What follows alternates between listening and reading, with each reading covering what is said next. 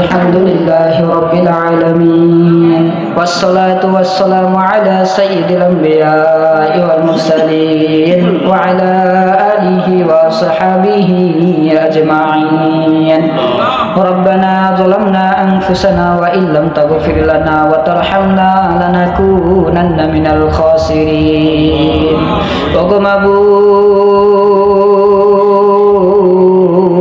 একবার কুদরতির নজরে তাকায় দেখুন গো মাওলা, আল্লাহ আপনার কত গুনাহগার বান্দাদেরকে লইয়া আপনার আলিশান দরবারে দোকান হাত উত্তোলন করিয়াছি গো মালিক।